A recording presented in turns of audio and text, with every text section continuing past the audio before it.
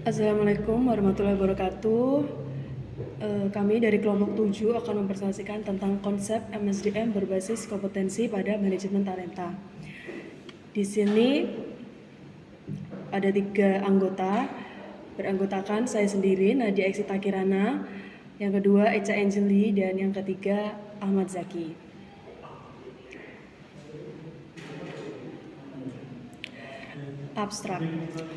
Abstrak atau paradigma baru dalam manajemen sumber daya manusia saat ini menganggap bahwa sumber daya manusia merupakan aset organisasi yang harus dikelola secara proaktif dan strategik. Karena tantangan terbesar organisasi saat ini adalah unggul dalam kompetensi talenta.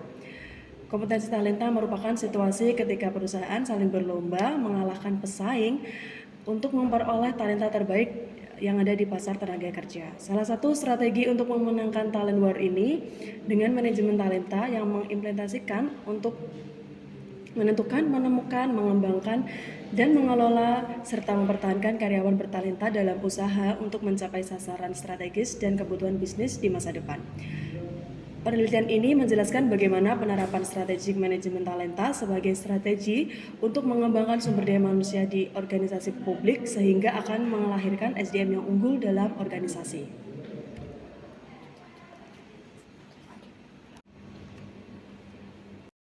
Pendahuluan. Dalam implementasinya, peran strategi dalam mengelola SDM ini diartikan bahwa pengelola SDM harus dapat mengkolaborasikan semua kapasitas yang dimiliki pegawai atau SDM-nya untuk dijadikan sebagai competitive advantage bagi organisasi. Manajemen SDM yang strategis seolah sudah menjadi suatu tuntunan untuk dilakukan. Terlebih lagi perubahan yang terjadi dalam lingkungan sosial yang terkait dengan karakteristik SDM saat ini, yaitu era informasi yang bersumber pada pengetahuan dan teknologi yang dapat didaya gunakan. Pada era ini, SDM lebih ke arah knowledge worker, yang artinya SDM saat ini dituntut untuk memiliki pengetahuan baru yang sesuai dengan perubahan yang sedang berlangsung. Untuk menghasilkan sumber daya manusia yang berkualitas, diperlukan individu yang senantiasa berdedikasi tinggi dan profesional yang mampu memberikan sumbangan berarti bagi perusahaan. Selanjutnya yaitu penelitian terdahulu. Penelitian sebelumnya yang telah mengkaji masalah talent management membuktikan bahwa manajemen talenta berpengaruh secara signifikan terhadap kemajuan perusahaan. Seperti penelitian Rahmawati pada tahun 2012, di mana hasilnya menyatakan bahwa pelaksanaan manajemen talenta dengan fokus yang kuat pada strategi bisnis yang memiliki dampak secara statistik tinggi dan signifikan terhadap keuntungan perusahaan. Selain itu, menurut James 2012 juga mengatakan bahwa beberapa perusahaan besar yang tergolong berkinerja baik menghasilkan profit yang lebih tinggi per pekerja dikarenakan memiliki proses global talent yang baik. Korelasi antara profitabilitas dan manajemen talenta sangatlah baik. Menurut Rida pada tahun 2016, dalam penelitiannya mengemukakan bahwa manajemen talenta berpengaruh signifikan terhadap kinerja karyawan. Manajemen talenta menjadi kebutuhan dasar dan menjadi keuntungan bagi perusahaan untuk menentukan, menemukan, mengembangkan, dan mengelola serta mempertahankan karyawan bertalenta dalam usaha untuk mencapai sasaran strategis dan kebutuhan bisnis masa depan. Untuk selanjutnya yaitu metode. Metode penelitian yang digunakan adalah metode penelitian kualitatif dengan jenis penelitian grounded theory, dengan penekanan terhadap pengembangan SDM sehingga diperoleh SDM yang unggul.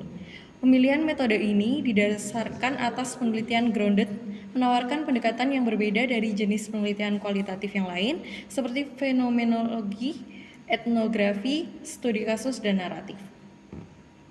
Hasil penelitian dan pembahasan, manajemen talenta untuk mengembangkan pegawai antara lain. Yang pertama, organisasi dapat menemukan atau mengidentifikasi pegawai yang bertalenta yang dapat mendukung pencapaian kinerja unggul organisasi. Yang kedua, pegawai yang bertalenta akan dapat dikembangkan untuk menerima tanggung jawab yang lebih besar dalam rangka menghadapi tantangan ke depan. Yang ketiga, pengangkatan dan pemilihan pimpinan level tinggi dapat diambil dari talent pool, yang berarti suksesi dapat dipenuhi secara internal. Dan yang terakhir, dari aspek anggaran, keterbatasan anggaran untuk mengembangkan pegawai harus ditanggapi dengan penyusunan prioritas dalam pengembangan pegawai. Yang selanjutnya, penerapan manajemen. Adapun beberapa hal yang harus diperhatikan dalam penerapan manajemen talenta di organisasi ini, diantaranya yang pertama, perlunya peningkatan komitmen pengelola kepegawaian yang terkait dengan pengembangan pegawai. Yang kedua, untuk berperan secara proaktif sebagai koordinator dalam melaksanakan strategi manajemen talenta. Yang ketiga, peningkatan komitmen pimpinan unit kerja juga untuk ikut bertanggung jawab berperan sebagai partner bagi pengelola kepegawaian dalam mengembangkan pegawai. Yang keempat, perlunya peningkatan koordinasi dan kerjasama antara unit pengelola kepegawaian dengan unit-unit kerja yang terkait dengan pengembangan pegawai.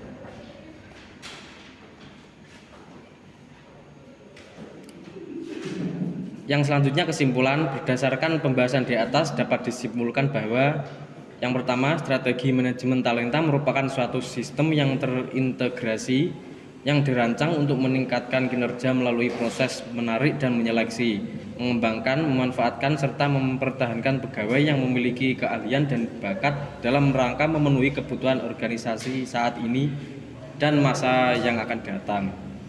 Yang kedua, pengembangan yang dilakukan dalam konteks manajemen talenta adalah model pengembangan yang terintegrasi.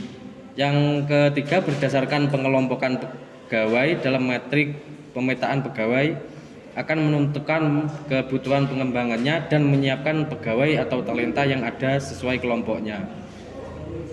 Aspek terpenting dari berhasilnya program manajemen talenta ini adalah perusahaan melakukan talent mindset kepada seluruh karyawan sebelum menerapkan program ini.